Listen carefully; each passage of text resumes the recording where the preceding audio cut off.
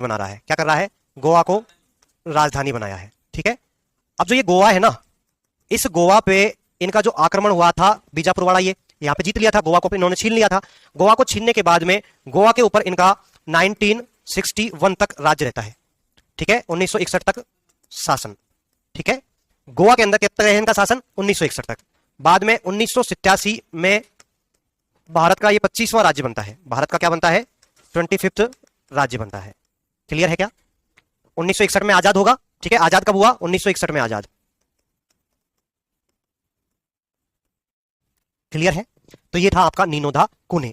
नीनोदा कुने के अलावा और बात करें अपन, तो एक व्यक्ति और आता है। उससे पहले नीनोदा कुने की एक बात और आप लोग याद रख सकते हो कि जो नीनोदा कुने था ना, ये बाबर के दरबार में उपस्थित हुआ था। कहां गया था, बाबर के दरबार में। ठीक है, 1529 से 35 इसका कार्यकाल रहता है। तो ये किसके दरबार में जाता है, बाबर के दरबार में जाता है। और बाबर की जो आत्मकथा है कौन सी है, तुजुक ए बाबरी। और तुजुक ए बाबरी का फारसी भाषा में अनुवाद किसने किया था, बाबरनामा से जो अनुवाद है वो किसने किया था, अब्दुल रहीम खाने खाना। याद आया, अकबरनामा का किसने लिखा है, अकबरनामा, अबुल फजल। अबुल फजल कौन है, शेख मुबारक का बेटा। शेख मुबारक ने क्या किया था, मजहर घोषणा पत्र का प्रारूप लिखा था। ठीक है, इधर देखो, तो बाबर के दरबार में उपस्थित होता है ये। ठीक है, इसके अलावा हुमायूं का जहरीला फोड़ा जो था उसको सही करता है। इसके अलावा बाबर ने अपनी जो आत्मकथा थी तुजुके बाबरी, उस आत्मकथा में इसका जिक्र किया है। तो ऐसा कौन सा पुर्तगाली था जिसका बाबर ने अपनी आत्मकथा के अंदर जिक्र किया है, तो वो है नीनो दा कुने। बाबर ने जो जिक्र किया है वो नीनो दा कुने नहीं लिखा है, उसने इसको अनवर लिखा है। बाबर ने इसको क्या बोला है, अनवर को है। ठीक है, तो बाबर का जो तुजुक ए जहांगीरी है, तुजुक ए जहांगीरी में अनवर नाम से जिक्र किया है। क्लियर है क्या, कोई दिक्कत नहीं है। ठीक है, अब और बात करते हैं, एक और बचता है, ज्यादा नहीं है, लास्ट है। लास्ट कौन सा है, एंटोनियो केम्ब्राल। एंटोनियो केम्ब्राल। एंटोनियो जो केम्ब्राल है, ये अकबर से मिलता है। किससे मिलेगा, अकबर के गुजरात अभियान पर मुलाकात, गुजरात अभियान पर मुलाकात। ठीक है, कोई दिक्कत यहां तक, सही है। ये पूरे के पूरे पुर्तगाली है, ज्यादा नहीं है, तीन चार नाम ही तो है। जैसे पहला है वास्को डी गामा, फिर अल्बरेज, ठीक है, फिर अल्मीडा, फिर अल्बुकर्क, पुणे और कैम्ब्राल। ठीक है, इंपॉर्टेंट है सारे के सारे, सारे के सारे इंपॉर्टेंट है एग्जाम की दृष्टि से भी, आप लोगों के लिए भी, है ना। तो अल्बुकर्क जो है वो मुस्लिम कट्टर था, वास्तविक संस्थापक था, वैवाहिक संबंध बनाने की बात करी थी और गोवा को जीतता है। ठीक है, किससे जीता था, बीजापुर के यूसुफ आदिल शाह से। नीनोदा कुन्ने ने गोवा को राजधानी बनाया, गोवा जीत लिया था, जीतने के बाद राजधानी कौन बना रहा है, कुने।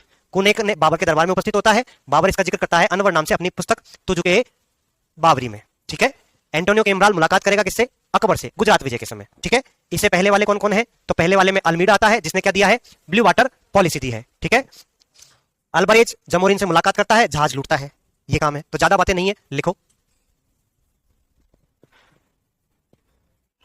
क्लास क्यों नहीं चल रहा है बेटा, क्लास कुछ ऑनलाइन वालों की भी सुन लिया करो, सोचा करो। हाँ भैया, सोच रहा हूँ ना बेटा, मैं एक बार पढ़ा तो लूँ एक बार पूरा, उसके बाद में कमेंट्स देखता हूँ मैं। ठीक है, आपकी क्लास अभी बिल्कुल फर्स्ट क्लास चल रही है, अपलोड कर दी जाएगी, कोई भी दिक्कत नहीं आएगी, है ना। टेक्निकल इशू हो जाता है बेटा कभी कभी, बाकी सही चल रहा है सब कुछ। अभी एक बार मेरे को बताओ, सब कुछ सही है या कोई दिक्कत है अभी भी।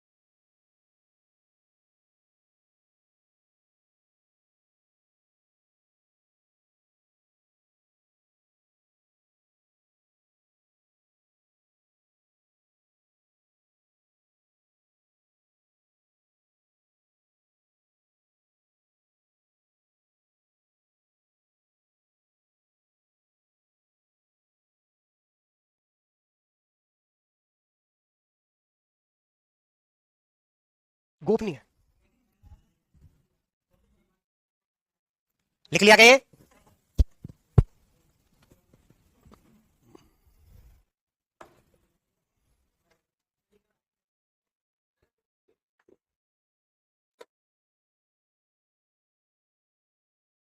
आगे कर दूं?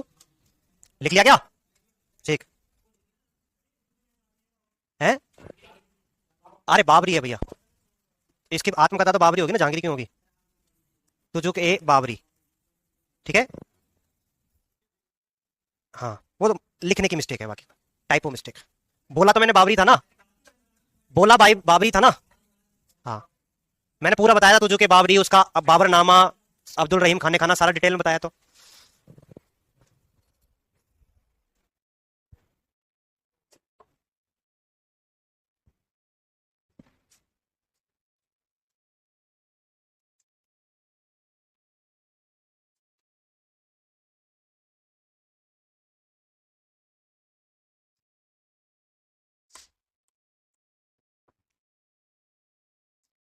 भारत के अंदर पहली बार कोई बंदूक वगैरह अगर लेकर के आया था ना, तो वो पुर्तगाली थे।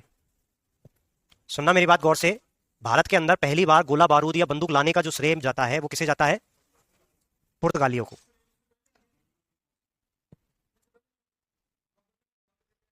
बाद में लाया ये 1498 में आ गए, बाबर तो 1518 में आया है, ठीक है। जब ये आए थे तो अपने साथ बंदूक गोला बारूद लाए थे, ठीक है।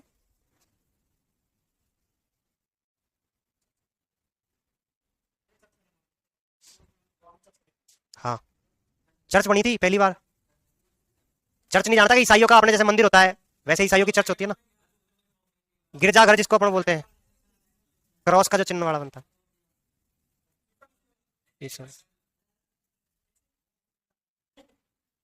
आता है, ठीक है। लिख लिया क्या ये?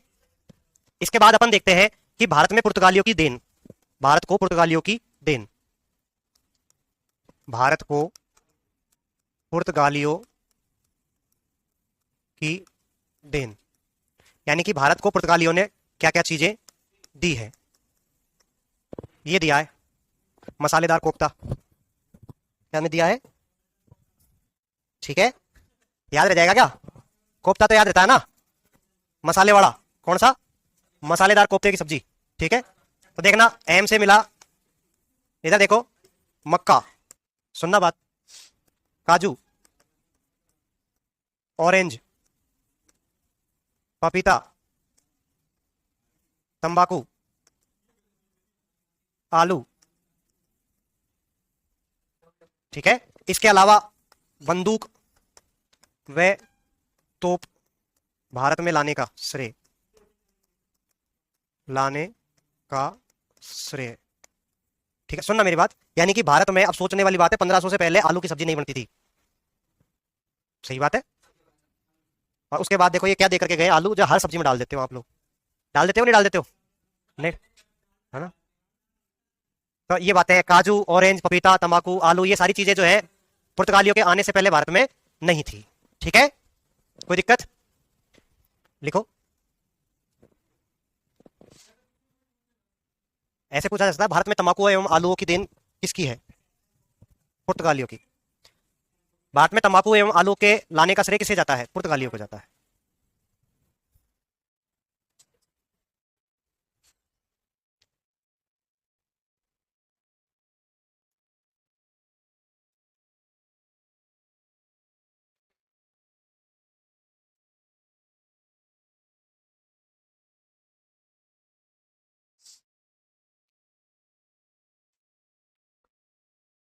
लिख लिया? ठीक है। इसके बाद अपन बात करते हैं, जो दूसरी कंपनी आती है भारत के अंदर वो है डच, डचों का आगमन। इधर देखो, डचों की बात कर रहे हैं तो डच जो है आपके हॉलैंड जो है ना, आजकल हॉलैंड और नीदरलैंड टीम खेल रही है ना वर्ल्ड कप में, नीदरलैंड, पहले हॉलैंड खेला करती थी, है ना।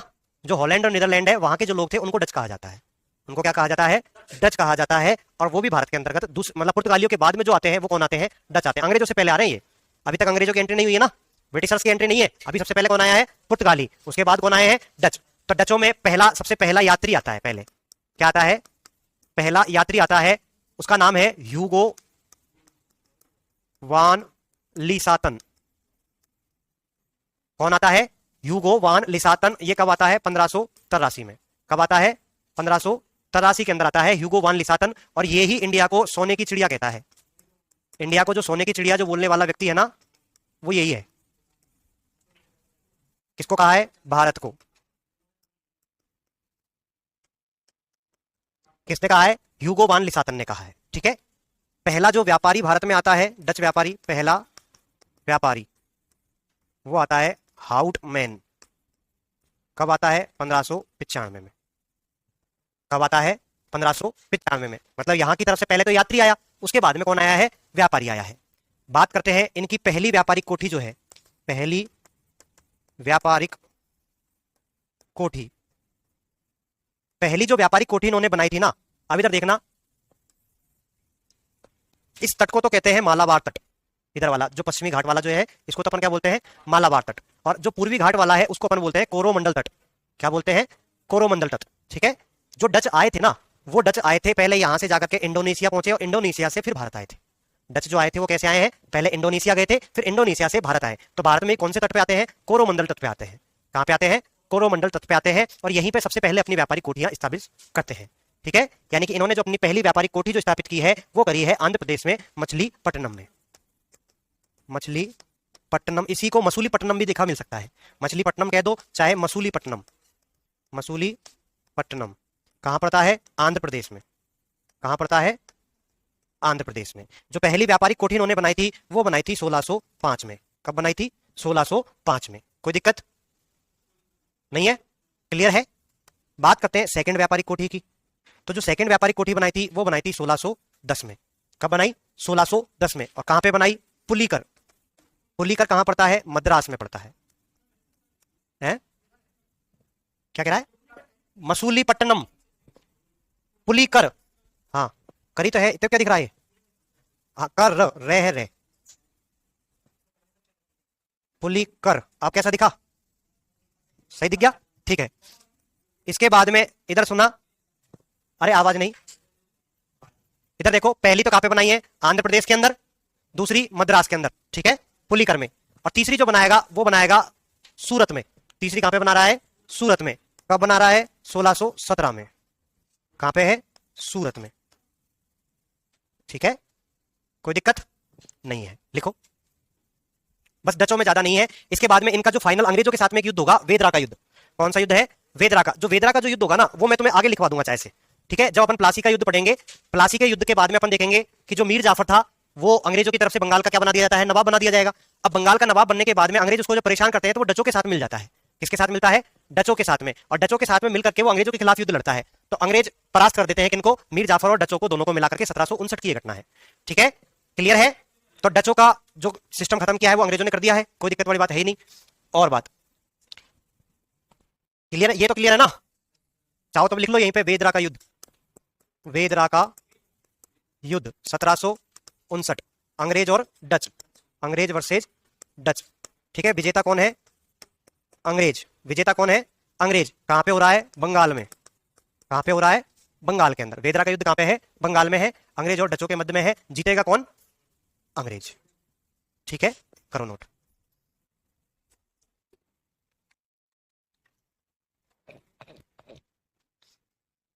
इन्होंने जो व्यापार किया था भारत के साथ में, उसके अंदर एक तो आपके सूती वस्त्र है, एक नील है, एक सोरा है, इन चीजों और मसाले हैं, उन चीजों का इन्होंने क्या किया है, व्यापार किया है। ठीक है, लिखो।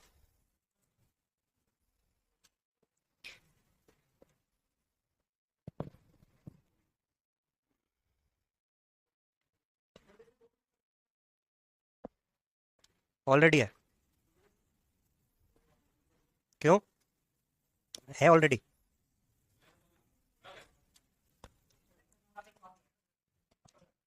दिवाली स्पेल कर देंगे।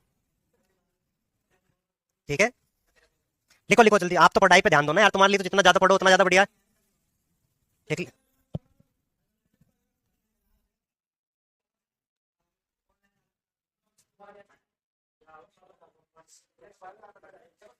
लिख लिया क्या, चले आगे। ठीक है, ये हो गए कौन, डच। डचों ने जो व्यापार किया है वो किस किसका किया है? तो व्यापार इन्होंने किया है सूती वस्त्र, कच्चा नील, सोरा, रेशम, अफीम। अफीम, ठीक है, इनका इन्होंने व्यापार किया था किसके साथ में? भारत के साथ में, ठीक है, लिख लिया।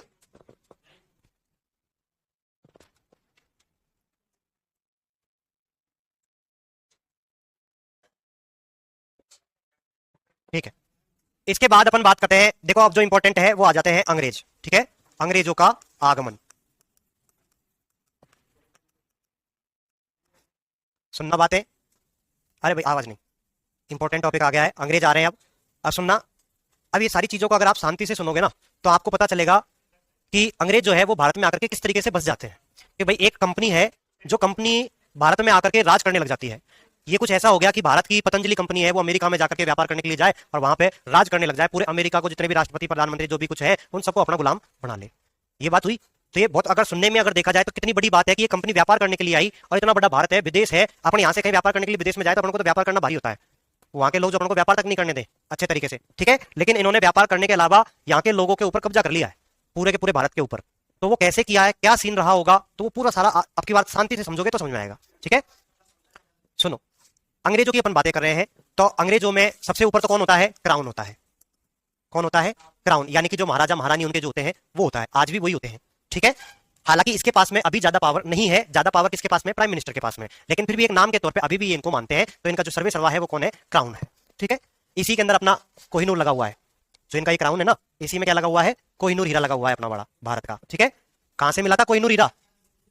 कहां से मिला था कोहिनूर हीरा? गोलकुंडा के शासक प्रताप रुद्रदेव, तेलंगाना पढ़ा था क्या? तेलंगाना, प्रताप रुद्रदेव, प्रताप रुद्रदेव तेलंगाना, नहीं याद आ रहा? याद दिलाऊं? मैं समझाता हूं। अलाउद्दीन खिलजी नाम सुना था? अलाउद्दीन खिलजी का जो सेनापति था उसका नाम सुना था क्या? मलिक काफूर। मलिक काफूर को दक्षिण भारत के अभियानों पे भेजता है क्या अलाउद्दीन खिलजी? उन दक्षिण भारत के अभियानों में पहला अभियान देवगिरी का अभियान हुआ करता था रामचंद्र देव के खिलाफ, उसका पुत्र शंकर देव या सिंघण देव था, ठीक है। उसके बाद जो दूसरा आया वो तेलंगाना आया, वारंगल, जिसकी राजधानी हुआ करती थी, प्रताप रुद्र देव के खिलाफ। प्रताप रुद्र देव से उसको कोहिनूर हीरा मिलता है, एक सोने की मूर्ति मिलती है जिसके गले में हार पहना रहता है, और वो उसकी अधीनता स्वीकार करता है। करता है कि नहीं करता है? याद आया? तो वहां से वो कोहिनूर हीरा मिलता है, ठीक है। बाद में मुगलों के पास चला जाता है, मुगलों के बाद में शाहजहां देखा था अपन ने, शाहजहां का मयूर सिंहासन देखा था, उसमें कोहिनूर हीरा था, उसको नादिर शाह लूट करके लेके चला गया था। कौन ले गया था? नादिर शाह, अफगानी था। नादिर शाह से वापिस से जो अपने पंजाब के शासक थे वो लूट करके वापस ले आते हैं। बाद में पंजाब के जो शासक थे उनको अंग्रेज हरा देंगे बाद भविष्य में, और फिर अंग्रेज उनसे कोहिनूर हीरा ले लेते हैं, ठीक है। क्लियर है? कितना? एक होता है बहुमूल्य और एक होता है अनमोल। आप बताओ ये क्या है? बहुमूल्य है, अनमोल नहीं है, बहुमूल्य है। माँ का प्यार अनमोल होता है। माँ के प्यार का मूल्य लगा सकते हो क्या आप? ये तो कोई ना कोई तो मूल्य होगा, 200, 500, 300, 500, 1000 करोड़, 2000 करोड़, कुछ तो मूल्य होगा, उसको बहुमूल्य बोलते हैं, ठीक है। अब कितना तो मैंने पता नहीं है भाई, कितना है किसी को नहीं पता, वो देते ही नहीं है, कहां से पता लगाएं, ठीक है ना। वो क्या है, सुनो मेरी बात, जैसे अब सचिन तेंदुलकर है, सचिन तेंदुलकर ने किसी मैच में शतक मार दिया, उसका बल्ला है, बल्ले का मूल्य तो 500 रुपए या 5000 होगा, लेकिन वो बिकेगा कितने में बिकेगा? उसका कोई मूल्य है क्या? तो वो कैसे डिसाइड करोगे आप? वो बोली लगने के बाद डिसाइड करोगे। अब कोहिनूर अगर बिकेगा तो उसकी भी बोली लगेगी कि यार वो क्राउन के अंदर रहा है, उसको अगर कोई खरीदेगा तो बोली लगेगी कि नहीं लगेगी? उसका जो वास्तविक जो मूल्य है उससे भी महंगा करोड़ों दामों में बिकेगा, लेकिन बिकेगा ही नहीं, वो क्राउन की रेपुटेशन का सवाल होगा एक प्रकार से, ठीक है। इधर सुनो, क्राउन के बाद में इनकी आती है संसद, पार्लियामेंट होती है कि नहीं होती है? संसद से नीचे होता है कंपनी, जो कि ईस्ट इंडिया कंपनी बनेगी, ठीक है। कंपनी के अंदर नीचे होता था निदेशक मंडल, क्या होता था? Board of directors. और निदेशक मंडल के ऊपर जो कंट्रोल करने वाला होता था, इसी को इसको बोला जाता था नियंत्रण बोर्ड। क्या कहा जाता था? नियंत्रण बोर्ड, ठीक है। इस निदेशक मंडल के नीचे भारत के अंदर जो होता था वो गवर्नर जनरल होता था। आप सुनना मेरी बात, यानी कि भारत के अंदर जो कंपनी चल रही है उस कंपनी के अंदर जो काम करने वाला है सबसे बड़ा पोस्ट वो गवर्नर जनरल की है। किसकी है? गवर्नर जनरल की है। वो गवर्नर जनरल रिपोर्ट किसको करता है? निदेशक मंडल को करता है। ये निदेशक मंडल कहां पर है? ब्रिटेन के अंदर है। मैं समझाऊंगा अभी। हो क्या रहा है कि जो अंग्रेज हैं, अंग्रेजों के अंदर जो ये क्राउन पे ऊपर इस समय जो बैठी हुई है वो थी एलिजाबेथ। कौन थी? एलिजाबेथ। सुनना मेरी बात को, ये घटना है 1600 की। कब की घटना है? 1600। उसमें भी अगर पूरी डेट लिखनी है तो 31 दिसंबर 1600 की घटना है। सुनना मेरी बात, अब आवाज नहीं। 31 दिसंबर 1600 को जो क्राउन है वो रानी है उनकी, वो कौन है? एलिजाबेथ है। ठीक है, ये क्या करते हैं? एक कंपनी का निर्माण करते हैं। किसका निर्माण किया? 31 दिसंबर 1600 को कंपनी बनाई गई। कंपनी क्यों बनाई गई? कि कंपनी को व्यापार करना है पूर्वी देशों के साथ में। ये पश्चिमी कंट्रीज है, अपन इनको पश्चिमी देश बोलते हैं। तो इन्होंने अपने व्यापार को दूसरी कंट्रीज में फैलाने के लिए, यानी कि पूर्वी कंट्रीज की अपन बात कर रहे हैं, तो पूर्वी देशों के अंदर व्यापार करने के लिए इन्होंने कंपनी बनाई। ठीक है, कंपनी किसकी परमिशन से बनाई? एलिजाबेथ की कंपनी के परमिशन से। ये जो कंपनी है इसका कोई एक मालिक नहीं है, इसका एक मालिक नहीं है, ये संयुक्त उपक्रम की कंपनी है, यानी कि इसके अंदर बहुत सारे मालिक हैं। ये क्या है? संयुक्त उपक्रम की कंपनी है, और इसमें 217 लोग शामिल थे। कितने लोग शामिल थे? 217 लोग शामिल थे, जिनमें से एक एलिजाबेथ भी थी। ठीक है, एलिजाबेथ की परमिशन मिलेगी कंपनी को, तभी वो बाहर व्यापार कर पाएगी। क्या कर पाएगी? भाई अपन का यहाँ पे आदमी ही बाहर अगर विदेश में जाना चाहता है तो उसको पासपोर्ट वीजा की आवश्यकता पड़ती है कि नहीं पड़ती है? तो ये तो कंपनी है, कंपनी अगर व्यापार किसी और जगह पे जाकर के करना चाह रही है तो उसको भी वहां की गवर्नमेंट से तो परमिशन लेनी पड़ेगी ना। तो गवर्नमेंट से परमिशन ली जाती है 31 दिसंबर 1600 को। कंपनी 1599 के आसपास में बन जाती है, और जो परमिशन मिलती है वो 31 दिसंबर 1600 की घटना है। इनको 15 वर्षों के लिए मिलती है। कितने वर्षों के लिए? 15 वर्षों के लिए पूर्वी देशों के साथ व्यापार करने की छूट मिल जाती है। पूर्वी देशों के साथ व्यापार की छूट मिलती है। ठीक है, यानी कि ये जो कंपनी बनी है जिसमें बहुत सारे लोग हैं, इन बहुत सारे लोगों की जो कंपनी मिलकर के बनी, आज भी ऐसे होता है जैसे बड़ी कंपनी होती है उसके अंदर बहुत सारे शेयर होल्डर्स होते हैं कि नहीं होते? आप लोग भी शेयर खरीद लेते हो किसी कंपनी के, तो आप भी उस कंपनी के मालिक हो कि नहीं? आपके पास में उस कंपनी के शेयर है, वो चाहे कितने हो, जिसके पास ज्यादा शेयर है वो उतना ज्यादा उसकी चलेगी, जिसके पास मान लो 51% शेयर है तो उसी की चलेगी। ठीक है, बाकी के शेयरों को ये बेच देते हैं, आप लोग खरीद लेते हो, तो आप उस कंपनी के हिस्सेदार हो गए कि नहीं हो गए? कंपनी को जो भी फायदा होगा उसमें आपका जितना शेयर है उसके हिसाब से आपको रेशियो में मिल जाएगा। ठीक है, ऐसा ही होता है, आज भी यही होता है, तो उस जमाने में भी यही हो रहा है। ठीक है, यानी कि ये जो कंपनी है उसमें 217 लोग हैं और इनको पूर्वी देशों के साथ व्यापार करने की छूट मिली है। ठीक है, अब ये कंपनी है तो कंपनी को संभालने वाला भी कोई होगा कि नहीं होगा? होगा ना। तो कंपनी को जो संभालने वाला होता था वो होता था बोर्ड ऑफ डायरेक्टर। इन कंपनियों का डायरेक्टर मतलब जो है बोर्ड ऑफ डायरेक्टर्स, एक बोर्ड है जिसका नाम है निदेशक मंडल। अब निदेशक मंडल के अंदर जो चुनकर के जाने वाले व्यक्ति हैं उनकी वोटिंग हुआ करती थी। उनकी क्या हुआ करती थी? वोटिंग, यानी कि इस कंपनी के अंदर जिन लोगों के 500 रुपए से ज्यादा के शेयर्स थे उनको इस कंपनी में निदेशक मंडल चुनने के लिए मतलब चुनाव में वोटिंग का राइट्स हुआ करता था। मतलब वो चुन करके भेजा करते थे इस निदेशक मंडल में, यानी कि इस निदेशक मंडल में जो व्यक्ति थे उनका चुनाव होता था, और वो चुनाव कौन करेगा? इस कंपनी के शेयर होल्डर्स करेंगे। ठीक है, बाद में अपन देखेंगे कि ये तो कंपनी थी शुरुआत में, तो फिर बाद में धीरे धीरे ये भारत के अंदर व्यापार के साथ साथ में राजनीति में भी इन्वॉल्व होने लग जाती है। जब ये राजनीति में इन्वॉल्व होने लगती है और यहाँ के जो लोग थे जो कंपनी के अंदर भारत के अंदर काम कर रहे थे वो विदेश में जाकर के, यानी उनके खुद के देश में पहुंच करके बढ़िया ऐशो आराम की जिंदगी जिया करते थे, खूब दिखाते थे, और हम तो भाई बहुत पैसे कमा करके लेके आए। इस बात से चिड़ होगी किसको? पड़ोसी को। होगी कि नहीं होगी? पड़ोसी दबाव बनाएगा सरकार के ऊपर, मतलब आसपास के जितने भी लोग हैं उनको चिड़ होती थी, यार हम भी जाते भारत में तो हमको खूब पैसा मिलता। बंगाल में जो द्वैध शासन अपन देखेंगे खूब लूटपाट करते हैं, कंपनी को फायदा नहीं होता है, यहाँ के कर्मचारियों को फायदा होता है। तो वो कर्मचारी जब वहां गए तो उन्होंने वहां पे अय्यासी करी, दिखावा किया। दिखावा करने की वजह से ब्रिटेन की जो गवर्नमेंट थी उसको लगा कि इस कंपनी के ऊपर कहीं ना कहीं पे अपन को क्या लगानी पड़ेगी? पाबंदियां लगानी पड़ेगी। पाबंदियां लगाने के लिए उन्होंने एक नियंत्रण बोर्ड का गठन किया कि आप कोई भी फैसला है बिना नियंत्रण बोर्ड की परमिशन के आप नहीं ले पाओगे। ठीक है, अपन देखेंगे 1772 का रेगुलेटिंग एक्ट देखेंगे, फिर इंडिया एक्ट देखेंगे, इसके बाद में 1793 का चार्टर एक्ट आएगा, फिर 1813 का आएगा, हर 20 साल में आया करेगा, 1833, फिर 53, फिर 58। ठीक है, सारे के सारे नियम आते जाएंगे, भाई ये कंट्रोल करेगी गवर्नमेंट। बाद में अपन देखेंगे 1857 की जब क्रांति हो जाएगी तो 1857 की क्रांति के बाद में ये जो ईस्ट इंडिया कंपनी का शासन था इसको पूर्ण रूप से खत्म कर दिया जाएगा, और ये जो दोनों मंडल है, जो बोर्ड है, इन दोनों को भी भंग कर दिया जाएगा, और इनकी जगह पे 15 सदस्यीय प्रशासक कमेटी नियुक्त कर दी जाएगी जिसका अध्यक्ष भारत सचिव होगा, और भारत में वायसराय चुन करके आया करेंगे। ठीक है, वो आगे डिटेल में देखेंगे। अभी अपन बात कर रहे हैं कि कंपनी है, कंपनी बनी है, कंपनी के अंदर बहुत सारे लोग हैं और इनको पूर्वी देशों के साथ व्यापार करने की परमिशन मिल गई है। किससे? एलिजाबेथ से। और परमिशन कितने वर्ष की मिली है? 15 वर्ष की। ठीक है, कोई दिक्कत यहां तक नहीं है? ठीक है, अब ये जो कंपनी के जो लोग हैं अब इनमें भारत आने के लिए आएंगे कोई ना कोई, तो अपन बात करते हैं कि भारत आने से पहले कुछ लोग जो होते हैं वो इंडोनेशिया वगैरह की साइड भी चले जाते हैं। ठीक है, जो दक्षिण एशियाई जो देश है वहां पे भी व्यापार करते हैं, क्योंकि मसाले जो फेमस है वो आपके एक तो दक्षिण भारत के हैं और या फिर दक्षिण एशियाई जो देश है वहां के हैं। ठीक है, जो मसाले अपन से भी बढ़िया क्वालिटी के जो मिलते हैं वो दक्षिण एशियाई देशों के अंदर मिलते हैं। भारत के अंदर सबसे अच्छे दक्षिण भारत के अंदर मिलते हैं, और दक्षिण भारत से भी अच्छे जो मसाले मिला करते थे वो इंडोनेशिया वाली साइडों से मिला करते थे। ठीक है, तो अपन देखते हैं कि भारत में जो सबसे पहला अंग्रेज आया उसकी बात करें। भाई कंपनी को अधिकार मिल गया, कंपनी के जो लोग हैं वो बाहर दूसरे देशों में अब जाएंगे, दूसरे देशों में जाकर के व्यापार करेंगे, करेंगे ना। तो भारत में जिस बंदे को भेजा गया था किसके द्वारा भेजा जाएगा? तो 1603 में मृत्यु हो जाती है किसकी? एलिजाबेथ की। 1603 में एलिजाबेथ की हो गई मृत्यु। ठीक है, एलिजाबेथ की मृत्यु के बाद में जो अगला शासक बनता है वो बनता है जेम्स प्रथम। कौन बन रहा है? जेम्स प्रथम। ये क्या है? बंगाल का राजा है, सॉरी ब्रिटेन का राजा है। कहां का राजा है? ब्रिटेन का। कौन है? जेम्स प्रथम। अब ये जेम्स प्रथम अपना एक राजदूत भेजेगा, एक राजदूत मंडल भेजेगा। भाई व्यापार करने के लिए ऐसा तो है नहीं कि कहीं किसी भी देश में जाओगे वहां पे आपको सीधे सीधे व्यापार कर लोगे, वहां भी तो परमिशन की आवश्यकता पड़ेगी। भारत से आपको पासपोर्ट की आवश्यकता पड़ती है, तो दूसरी कंट्री से वीजा की भी आवश्यकता पड़ती है। वो आपको परमिशन देंगे तभी तो आप वहां रहोगे, वरना कैसे रहोगे? तो परमिशन कौन देगा? तो जो भारत का राजा है। भारत का राजा इस समय पे कौन है? भारत का नरेंद्र मोदी। 1603 में कौन है? पढ़ा दिया ना मैंने पूरा मुगल काल। अब सोच के देखो, मुगल काल में 1603 में कौन राजा था? शाहजहां था? जहांगीर था?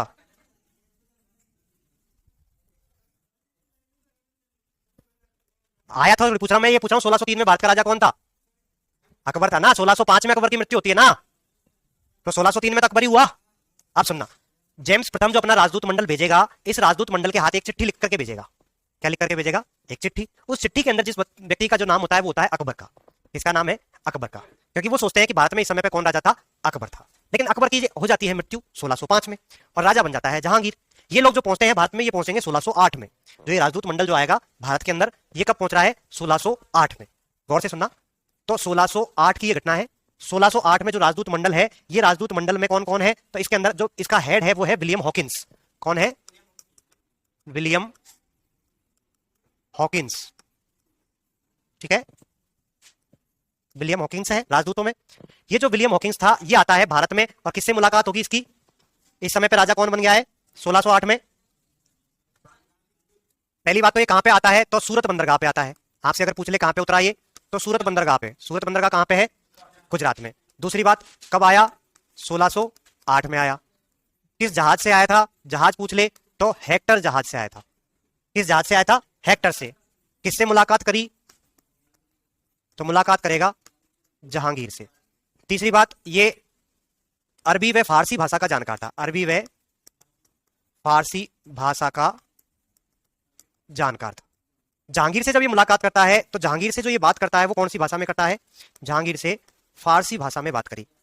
फारसी भाषा में बातचीत। ठीक है, जहांगीर से जब फारसी भाषा में बात करी, तो मैंने ये पहले पढ़ा रखा है। जहांगीर खुश होता है, जहांगीर प्रसन्न हुआ और जहांगीर ने प्रसन्न होकर के क्या किया? क्या किया? 400 का मनसब प्रदान किया। 400 का मनसब प्रदान किया। ठीक है, कोई दिक्कत? 400 का मनसब प्रदान करने के अलावा इसको फिरंगी खां की उपाधि दी। फिरंगी खां की उपाधि मैं समझा दूंगा। ये तो क्लियर हुआ कि 400 का मनसब दिया है। मनसब का मतलब मैंने पहले जब अकबर पढ़ाया था तब मैंने बताया था 1567 में अकबर ने मनसबदारी प्रथा की शुरुआत करी थी। और मनसबदारी का मतलब होता है ग्रेड सिस्टम। जैसे आजकल होता है ना, नौकरी लगती है आपकी, तो आपको first grade, second grade, third grade, fourth grade की नौकरी मिलती है। तो उस समय पे आदमी की हैसियत को देख करके उसका मनसब निर्धारित किया जाता था कि ये इतने से का मनसब है। जो राजा के जो राजकुमार हुआ करते थे उनको सबसे ज्यादा मनसब मिला करता था। जो आईएएस ऑफिसर्स हुआ करते थे उस जमाने के अंदर, उनको उससे थोड़ा सा कम मिला करता था। जो और देश के जो राजा वगैरह हैं, जो उनके यहाँ पे आकर के उनकी गुलामी कर रहे हैं, तो वो राजकुमार है दूसरी जगह के, तो उनका भी है क्या हैसियत? नहीं है। तो उनको भी जैसे मान सिंह वगैरह है, तो उनको 5000 का मनसब या 7000 का बाद में बढ़ा दिया जाता है। ठीक है, तो ये मनसब होता है। क्लियर है? इसने, ये अंग्रेजी आदमी है इसलिए फिरंगी खां या इंग्लिश खां की इसको उपाधि दी है। किसने दी है? जहांगीर ने। और व्यापार करने की कुछ मात्रा में इनको छूट दे दी। क्या दे दी है? व्यापार करने की छूट दे दी है। कोई दिक्कत है? हाँ, इधर देखो। अरे आवाज नहीं, आवाज नहीं, इधर देख लो। अरे अच्छी चीजें पढ़ा रहा हूं, कोई गलत तो पढ़ा नहीं रहा। ठीक है, अब ये जो विलियम हॉकिंस है ये मिल गया क्या? ठीक है, इसके बाद में अपन बात करते हैं विलियम हॉकिंस के बाद में 1608 की घटना है। ये आपका क्या है?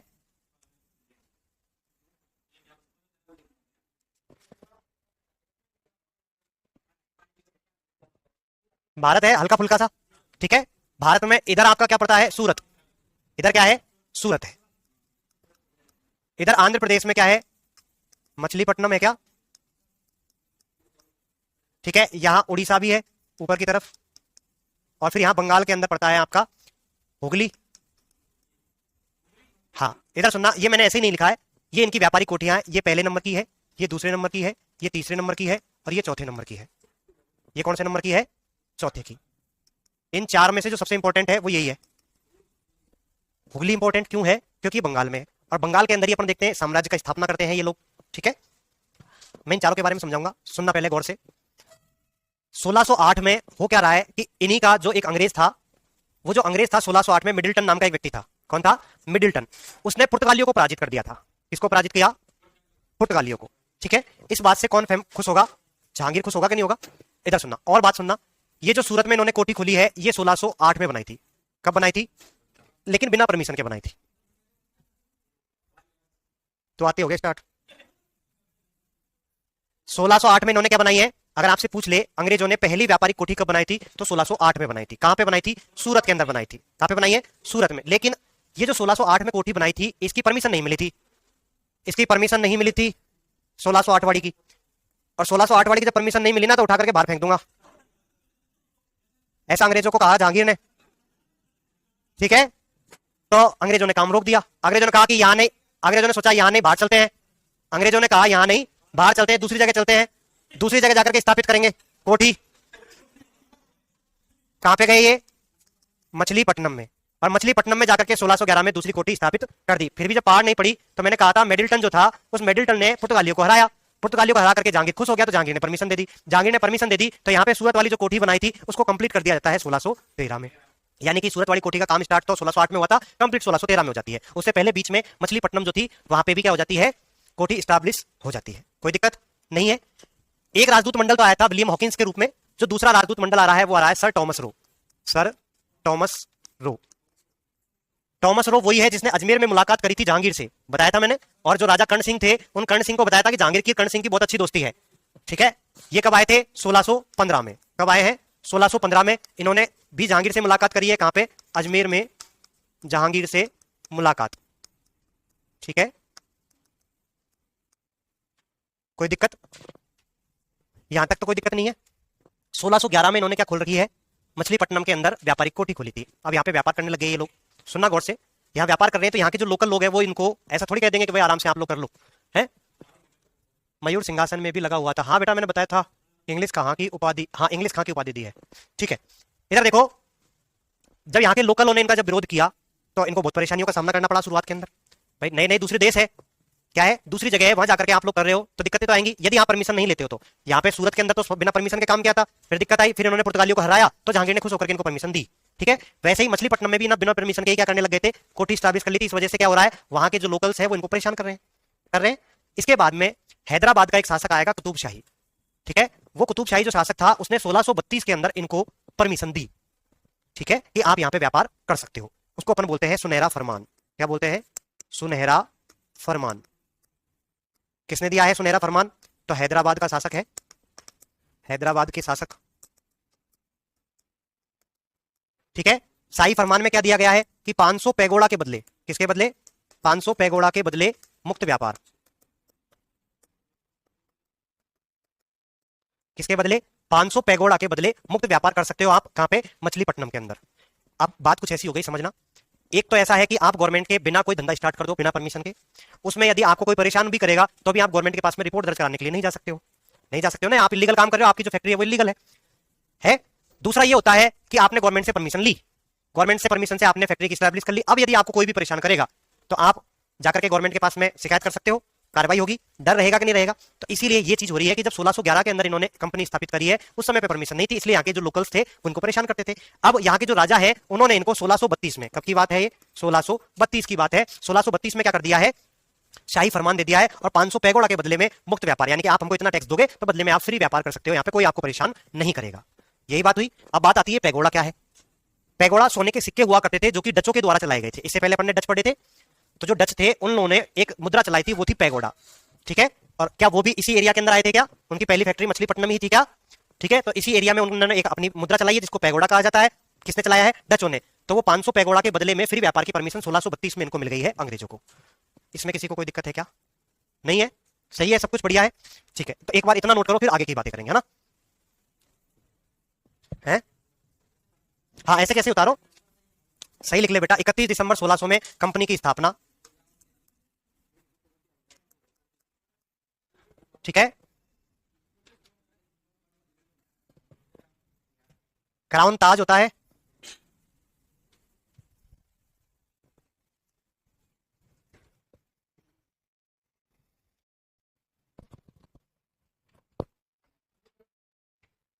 आगे करें।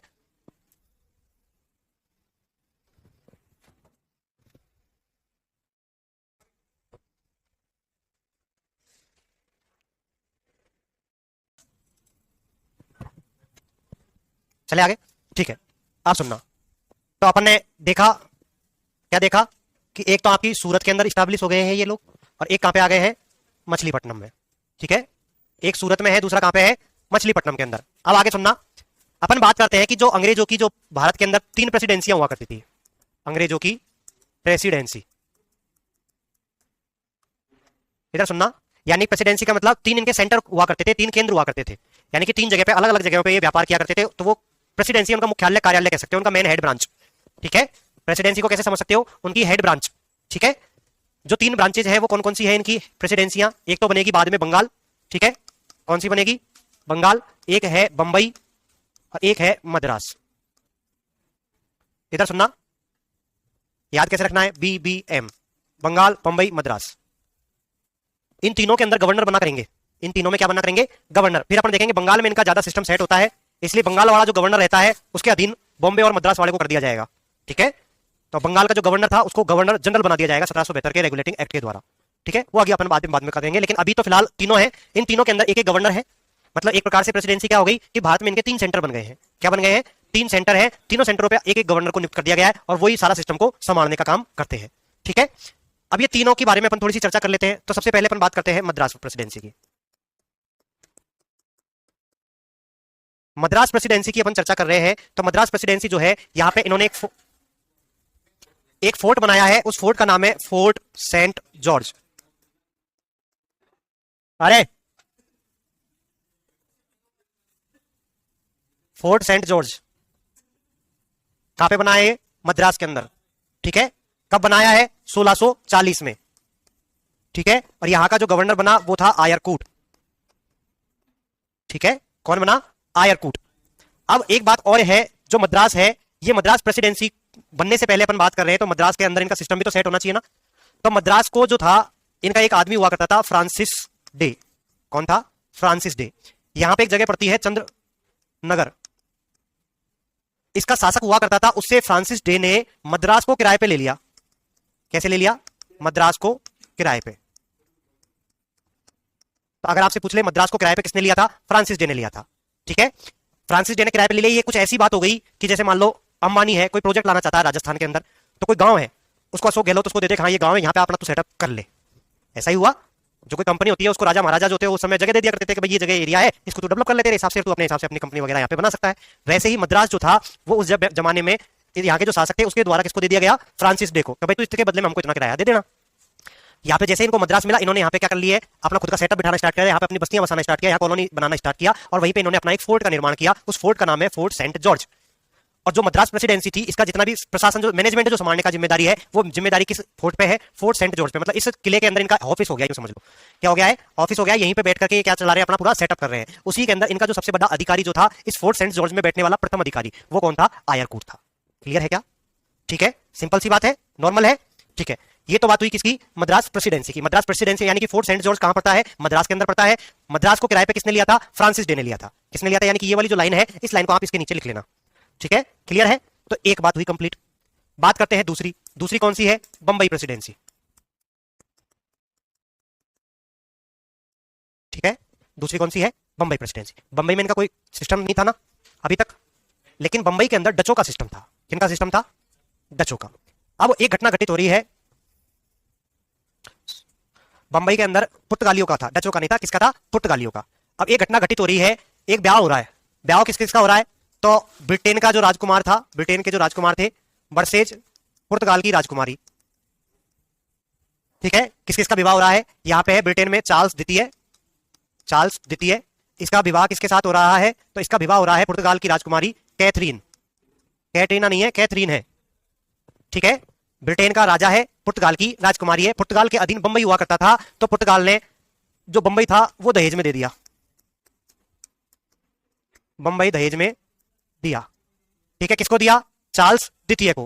कब की घटना है, 1661 की घटना है। कब की घटना है, 1661 की। 1668 में क्या हो रहा है, 1668 में हो रहा है कि जो ये चार्ल्स द्वितीय था, अब की बार जो आवाज करा उसको मैं चार्ल्स द्वितीय बना दूंगा। ठीक है, चार्ल्स द्वितीय जो था, अभी मैं सोच लेना बढ़िया बना दे तो कैथरीन क्लार ब्याह तो हो जाएगा वो। बेटा ये मर भी गया, ये भी ध्यान रखना। चार्ल्स द्वितीय जो है उसने क्या किया है, 10 पौंड, कितना कितना है, 10 पौंड वार्षिक रुपए में ये जो बंबई था, वो जो बंबई था वो किसको सौंप दिया, ईस्ट इंडिया कंपनी को सौंप दिया। किसको सौंप दिया है, कोई दिक्कत नहीं है ना। ब्याह हो रहा है ब्रिटेन में और पुर्तगाल के राजा रानियों में, दहेज दिया जा रहा है भारत का हिस्सा। सोचने वाली बात है, हैं? देखो बताओ, है वही वाली बातें हैं। ठीक है ना, तो ये बात क्लियर हुई। तो अब हो क्या रहा है, इधर बंबई प्रेसिडेंसी की अपन बातें कर रहे हैं, तो इससे पहले इनका जो मुख्य कार्यालय हुआ करता था वो सूरत के अंदर हुआ करता था, क्योंकि सूरत के अंदर पहली व्यापारिक कोठी थी। सूरत में क्या थी? पहली व्यापारिक कोठी थी। तो वहां से इन्होंने अपना जो मेन ऑफिस था उसको ट्रांसफर करके बंबई शिफ्ट कर दिया। ठीक है, और ऐसा करने वाला जो अधिकारी था वो था जेराल्ड ओंगियार। कौन था? जेराल्ड ओंगियार ने सूरत के स्थान पर मुंबई को मुख्यालय बनाया। ठीक है, तो ऐसे ये बंबई प्रेसिडेंसी की बात हो गई। ठीक है, दो प्रेसिडेंसियां बन गई क्या? एक तो मद्रास बन गया, एक बंगाल बन गया। मद्रास को फ्रांसिस के डे था जो था उसने किराए पे लिया था। बाद में जो आयरकूट था वो फोर्ट सेंट जॉर्ज का क्या बनता है? पहला गवर्नर बनता है। और फोर्ट सेंट जॉर्ज कहां पड़ता है? मद्रास के अंदर पड़ता है। फोर्ट का मतलब किला, किले का नाम है Saint George, Fort Saint George हो गया। ठीक है, दूसरा कहां पे हो गया? बंबई। बंबई इनके हाथ में कैसे आया? तो भाई ब्याह हुआ और बंबई दहेज में मिला। वो दहेज में जो मिला था राजकुमार को, उसने क्या किया? 10 पौंड वार्षिक किराए पे बदले में किसको सौंप दिया है? कंपनी को सौंप दिया है। अब कंपनी यहाँ पे आकर के अपना सिस्टम सेट कर रही है। ठीक है, तो दो जगह सिस्टम सेट हो गया। क्या हो गया? तीसरा सिस्टम सेट कर ले। हाँ, तीसरा है आपका बंगाल प्रेसिडेंसी। और सबसे इंपॉर्टेंट यही है क्योंकि बंगाल जो है इस समय पे सबसे ज्यादा जो व्यापार का केंद्र बिंदु है वो कौन सा बनेगा? बंगाल बनने वाला है। बंगाल की अचानक से जैसे होता है ना कि विकास, डेवलपमेंट जो होता है वो बंगाल का सबसे ज्यादा होता है। पब्लिक एकदम से जैसे अपन गांव से शहरों की तरफ टूट के पड़ती है ना, जयपुर की तरफ आती है जैसे गांव से, और भाई व्यापार करना तो वहां चलो, है ना, वैसे ही उस जमाने के अंदर बंगाल जो था उसमें एकदम से अचानक से जनसंख्या बढ़ जाती है। यहाँ का जो व्यापार है वो ज्यादा बढ़ जाता है। ठीक है, और जितनी भी कंपनियां थी उनके फेल होने का रीजन ये था कि उन्होंने एक अच्छा स्थान नहीं चुना था व्यापार के लिए, इसलिए वो ज्यादा सक्सेसफुल नहीं हुई भारत के अंदर। लेकिन अंग्रेजों ने बंगाल को चुना। बंगाल उस समय पे सबसे ज्यादा बढ़िया था। इस वजह से अपन देखते हैं कि बंगाल में इनका साम्राज्य स्थापित होता है। बंगाल से ही अपना पूरा सिस्टम सेट करके रखेंगे। बाद में 1911 के अंदर जब तीसरा दिल्ली दरबार लगेगा, उस दिल्ली दरबार में जाकर के कलकत्ता से राजधानी शिफ्ट होगी 1912 में दिल्ली के अंदर। ठीक है, उसकी बातें अपन आगे करेंगे कैसे शिफ्ट होगी, क्या होगा। लेकिन अपन बात कर रहे हैं किसकी? बंगाल प्रेसिडेंसी की। बंगाल के अंदर इन्होंने सबसे पहले जो किया है वो घटना आती है 1651 की। कब की घटना है? 1651 की। 1651 में यहां पे क्या शाह सूजा था? क्या बंगाल के अंदर बंगाल का सूबेदार कौन है? पढ़ा था क्या? क्या पढ़ा था? हाँ, यानी कि शाहजहां का समय चल रहा है 1627 से लेकर के 1658 तक चलता है। ये घटना कब की है? 1651 की है। और मैंने बताया था कि बंगाल वाला जो एरिया था वहां पे कौन था? शाह सूजा था। यहां पे गुजरात में कौन था? मुराद था। नीचे कौन था? औरंगजेब था। याद आ रहा है क्या? घटनाएं जुड़ रही है। तो शाह सूजा के समय की घटना है। शाह सूजा जो था एक बार बीमार पड़ जाता है। ठीक है, तो यहां का एक अंग्रेज होता है गैब्रियन बॉटन। ये इसका क्या करता है? इलाज करता है। क्या करता है? इलाज। ठीक है, इलाज कर दिया। इलाज करने के बाद में इनको यहां पे फ्री व्यापार करने की परमिशन मिल जाती है। खुश होकर के शाह सूजा ने क्या कर दिया? 3000 वार्षिक किराया लिया। 3000 वार्षिक किराए पर बंगाल के अंदर उस समय पे बंगाल, बिहार और उड़ीसा तीनों आया करते थे। बंगाल, बिहार, उड़ीसा में मुक्त व्यापार की छूट दे दी। क्या दे दी है? मुक्त व्यापार की छूट। क्या दे दी है? मुक्त व्यापार की छूट दे दी है। किसने? शाह सूजा ने अंग्रेजों को। क्यों दे दी थी? ये गैब्रियन बॉटन ने इसका शाह सूजा का इलाज कर दिया था, वो खुश हो गया तो उसने दे दिया। ठीक, इसको मिटा दूं मैं? ठीक है, आप सुनना मेरी बात। 1651 में इन्होंने हुगली के अंदर, कहां पे? हुगली में पहली व्यापारिक कोठी खोली। पहली व्यापारिक कोठी। ठीक है, अगर आपसे पूछ ले किसने बनाई तो ब्रिजमैन ने बनाई। किसने बनाई? ब्रिजमैन ने। किसने बनाई है? ब्रिजमैन ने। अब सुनना, ये इंपॉर्टेंट क्यों है? जो 1651 में हुगली के अंदर जो बनाई गई है ये इंपॉर्टेंट इसलिए है क्योंकि बंगाल के अंदर इनका शासन रहने वाला है और बंगाल के अंदर ये पहली व्यापारिक कोठी है। बंगाल के अंदर बनाई जाने वाली पहली व्यापारिक कोठी है ये, इसलिए एग्जाम की दृष्टि से इंपॉर्टेंट है। आपसे पूछा जा सकता है कि बंगाल में अंग्रेजों के द्वारा स्थापित पहली व्यापारिक कोठी कौन सी थी, किसने स्थापना करी थी, कब स्थापना हुई थी, तीनों चीजें पूछी जा सकती है। तो 1651 में स्थापना हुई थी। किसने करी थी? ब्रिजमैन के द्वारा। कहां पे हुई थी? हुगली नामक स्थान पे। ठीक है, कोई दिक्कत नहीं है। स्थापित कर दी, आराम से बढ़िया शासन व्यवस्था चल रही है। शाह सूजा निकल गया, भाग गया, मर गया। ठीक है, शासन किसका आ गया? औरंगजेब का। किसका आ गया? औरंगजेब का। तो औरंगजेब का शासन आने के बाद में घटना आती है 1687 की। अंग्रेज यहां पे आकर के काफी साल हो गए क्या अंग्रेजों को? अंग्रेजों ने अपना सेटअप स्टार्ट कर दिया बढ़िया तरीके से, धीरे धीरे आकर के जमा करना। 1651 में पहली कोठी बनी, उसके बाद काफी लंबा अंतराल हो गया है। तो अंग्रेजों ने बंगाल के अंदर लूटमाट मचाना शुरू कर दिया। क्या कर दिया? बंगाल में लूटपाट। बंगाल में लूटपाट हो रही है। भारत का राजा कौन है? औरंगजेब। तो कार्रवाई करेगा कि नहीं करेगा? करेगा। कार्रवाई जब करी तो अंग्रेजों को यहां से भगा दिया। औरंगजेब ने अंग्रेजों को भगाया। ठीक है, यानी बंगाल में एक अच्छा खासा सेटअप स्टार्ट किया था, औरंगजेब से भिड़ गए, औरंगजेब ने निपटा दिया, भाग गए। अब क्या करें, अंग्रेज तो बहुत शान है, जहां पे युद्ध से पार नहीं पड़े वहां पे गिड़गिड़ाने से पार पड़े। तो इन्हीं के अंदर 1690 की बात है। कब की बात है? 1690 की। एक व्यक्ति होता है जॉब चारनाक। जोब चारनाक ने औरंगजेब से माफी मांगी। क्या मांगी? औरंगजेब से माफी मांगी। औरंगजेब ने माफ कर दिया। ठीक है, औरंगजेब ने क्या कर दिया? माफ कर दिया। माफ नहीं किया होता तो बढ़िया रहता, लेकिन कर दिया तो कर दिया तो कर दिया। ठीक है, इसके बाद में बंगाल का एक सूबेदार होता है,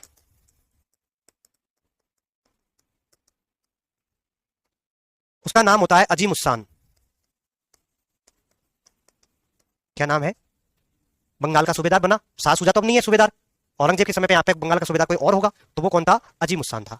अजीम उस्सान ने इनको यहाँ पे कुछ रुपए के बदले में क्या किया है? व्यापार करने की छूट दी थी, और एक जगह दी थी सूतानाती में, फैक्ट्री लगाई इन्होंने। क्या लगाई है? फैक्ट्री। ये घटना कब की है? 1690 की है। 1690 में एक जगह है सूतानाती, सूतानाती में अंग्रेजों ने एक फैक्ट्री लगा दी है। ठीक है, अब इस फैक्ट्री के लगाने के बाद, ठीक है, 1690 में फैक्ट्री लगाई थी, 1698 में, 1698 में सूतानाती में फैक्ट्री लगाई है, और उसके बाद में 1700 में, कब की बात है? 1700 की। 1700 के अंदर इन्होंने क्या किया है? बंगाल के अंदर एक फोर्ट का निर्माण किया है, जिसे अपन बोलेंगे फोर्ट विलियम। बहुत इंपॉर्टेंट है, फोर्ट विलियम की स्थापना।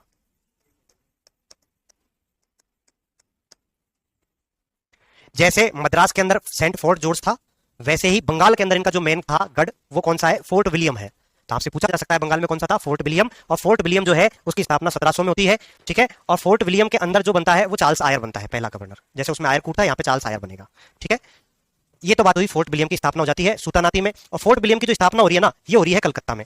और जो अजीम उस्तान था ना, इसने इनको 3 गांव दिए थे गिफ्ट में। एक का नाम तो सूतानाती है ही, एक गोविंदपुर था, और एक कोलिकाता नाम से था। 3 गांव थे। सूतानाती, मैं यहां पे लिख देता हूं 3 गांव कौन कौन से हैं? सूतानाती, गोविंदपुर और कोलिकाता गांव थे। 1200 रुपए वार्षिक किराए के बदले में इनको मुक्त व्यापार और ये 3 गांव सौंप दिए थे। किसने? अजीम उस्तान ने। ठीक है, इन्होंने क्या किया है? सूतानाती में तो फैक्ट्री लगा दी थी, और बाद में इन तीनों गांवों को मिला करके एक जगह डेवलप कर रहे हैं।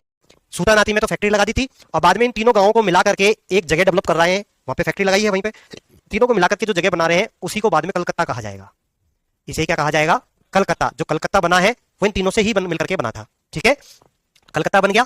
कलकत्ता के अंदर ही क्या है आपका? फोर्ट विलियम है। अगर आपसे पूछ ले बंगाल के अंदर कहां पे है फोर्ट विलियम? कलकत्ता में है।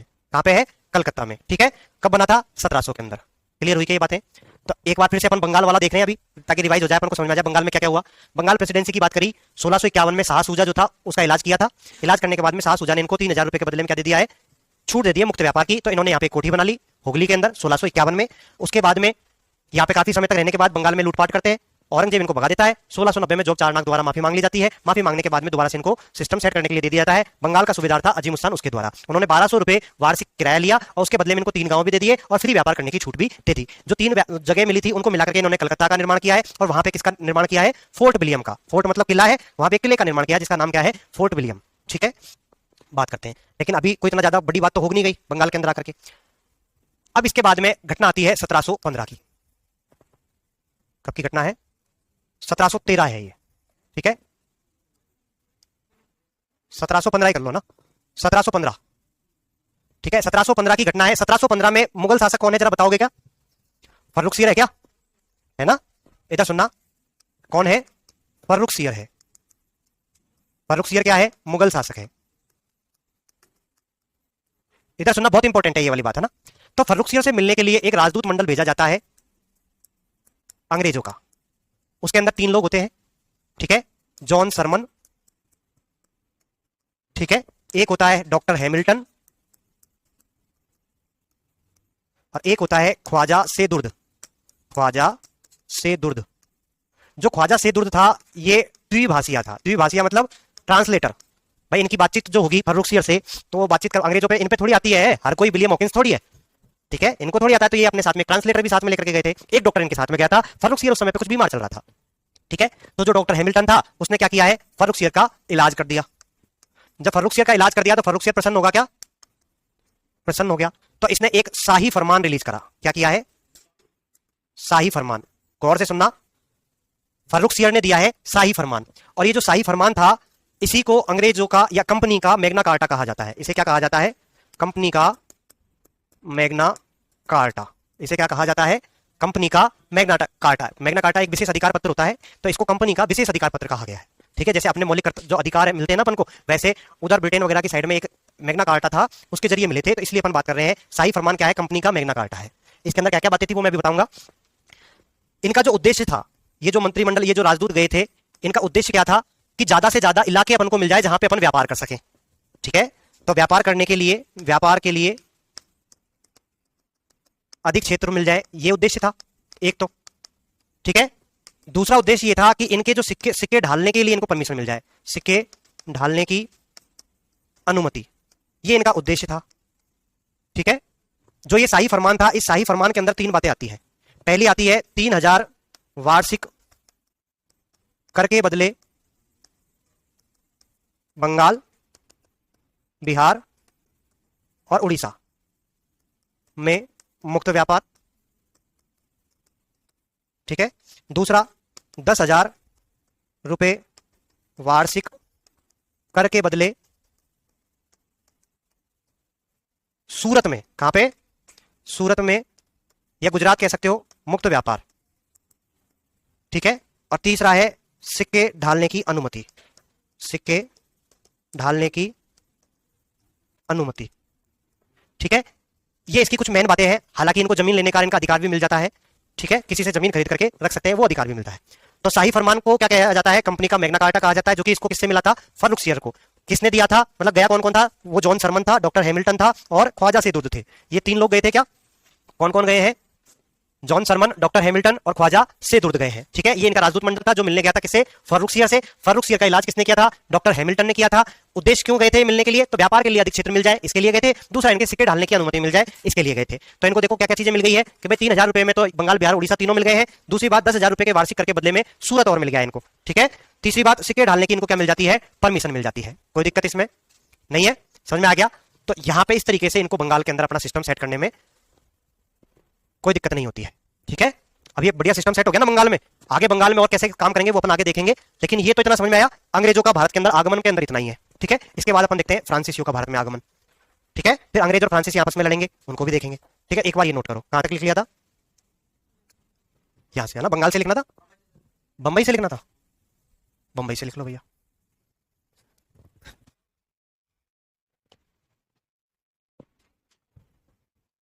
समझ में आया क्या है, नहीं आया, अरे लोकेश समझ में आयो, नहीं आया तो बता दो, मैं वापस रिपीट कर दूंगा।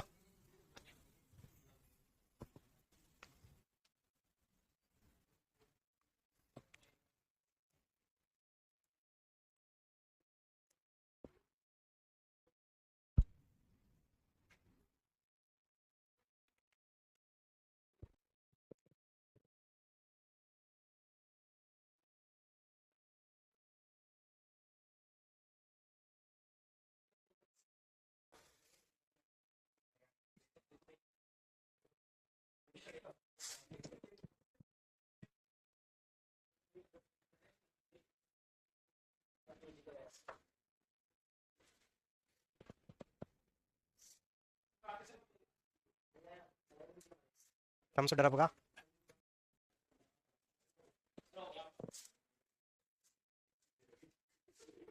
अभी तो और चलेगा।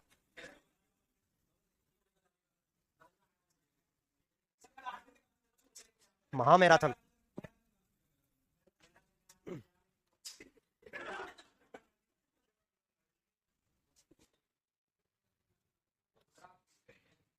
लिख लिया। ठीक है, इधर देखो, इसके बाद आते हैं फ्रांसीसी कंपनियों का, फ्रांसीसियों का आगमन। इधर देखो, जब फ्रांसीसी आए थे तो उस समय पे फ्रांस के अंदर जो शासक था वो था लुई 14। कौन था, लुई 14। इधर देखो, इधर सुनना, जब फ्रांसीसी भारत के अंदर आते हैं तो उस समय पे वहां का जो शासक था वो कौन था, लुई 14, लुई 14। इधर देखो, ये कब आते हैं भारत में, 1664 में भारत आए। कब आए, यानी कि भारत के अंदर जो सबसे लेट आते हैं वो कौन आते हैं, फ्रांसीसी। कब आते हैं, 64 के अंदर। ठीक है, इन्होंने जो पहली व्यापारिक कोठी खोली है वो खोली है 1668 में, जो दूसरी व्यापारिक कोठी खोली है वो खोली है 1669 में, तीसरी खोली है 1673 में और चौथी खोली है 1674 में। दो तो 68 69 और दो 73 74 में। कहां कहां पे, तो जहां जहां पे पहले किसने खोली थी, अंग्रेजों ने। अंग्रेजों ने पहली कोठी कहां पे खोली थी, इन्होंने भी सूरत के अंदर खोली। अंग्रेजों ने दूसरी कोठी कहां पे खोली थी, मछलीपट्टनम, इन्होंने भी कहां पे खोल ली, मछलीपट्टनम में, ठीक है। तीसरी इन्होंने जो खोली है वो खोली है पांडिचेरी, ठीक है, तीसरी कहां पे खोली है, पांडिचेरी के अंदर, ठीक है। और यहां पे पांडिचेरी में इनका जो अधिकार रहेगा वो 1954 तक रहेगा। यहां पे कब तक अधिकार रहेगा, 1954 तक अधिकार। इसके बाद में फिर यहां पे से ये खाली करके जाएंगे, ठीक है। पांडिचेरी में जो अधिकार रहेगा कब तक रहेगा, 1954 तक रहेगा, यानी भारत 1947 में आजाद हो जाता है उसके बाद तक रहेगा, ठीक है। यानी कि 1673 से लेकर के 1954 फ्रांसिसियो का, ठीक है। 1674 में ये खोलेंगे। बंगाल के अंदर उन्होंने खोली थी क्या, अंग्रेजों ने, इन्होंने भी बंगाल में खोली है, कौन सी, चंद्रनगर। ये कहां है, बंगाल, ठीक है। ये कहां है, आंध्र प्रदेश, और ये कहां है, गुजरात, ठीक है क्या। तो इनकी चारों व्यापारिक कोठियां आपको याद रखनी है। ये क्या है, इनकी व्यापारिक कोठियां, व्यापारिक कोठियां,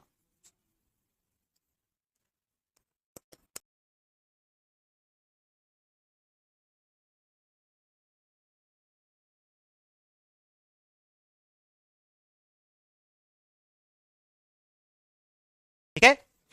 बाकी की बातें कल।